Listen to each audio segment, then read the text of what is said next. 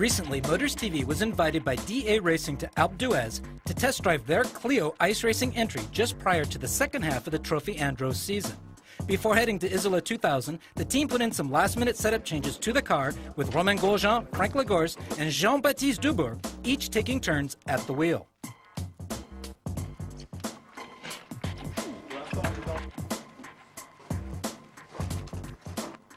When you remove the front and rear bodywork, you can see that it is a silhouette with its tubular chassis and the engine that is centrally located. The sequential gearbox is also found at the rear. It has both four-wheel drive and steering.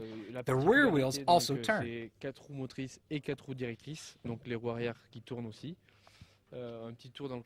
The interior is somewhat barren like most racing cars, only the bare essentials.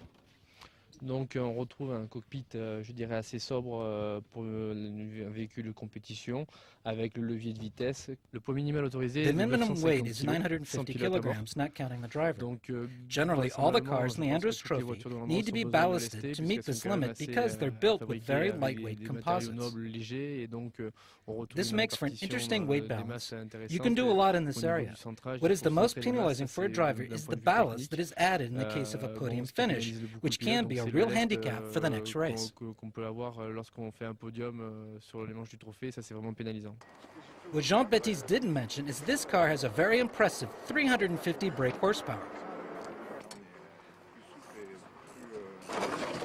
On the ice, experience is key because the track conditions change from one moment to the next. Not only do changes have to be made to the setup, but the way the car is driven has to be modified as well. The tires also have to be managed, and they have to be broken in to attain maximum performance.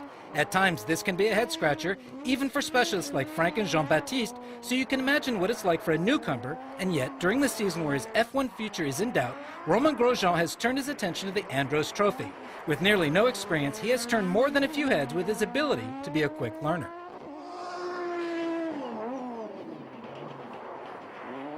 Alpe d'Huez was my first go in the Andros Trophy, and it was also the first time I drove a closed car, which also being the first time I competed on ice, but the team gave me a lot of advice. Jean-Baptiste, Frank, but also Alain Prost and Olivier Panis helped me out. This is one big happy family with a terrific atmosphere. I had such a great time, which was the idea, but now I have to get down to the business, and I cannot wait to do some more. Et clairement, c'est comme ça que ça s'est passé, donc on en veut plus. We would have also liked to have done more. The 6 odd laps at night and in the fog only gave us a small idea of what it's like to drive this machine.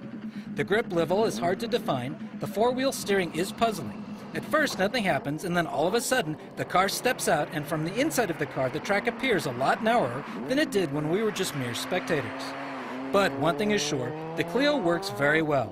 2 weeks later, Romain Grosjean took his first win in the Andros in this very car.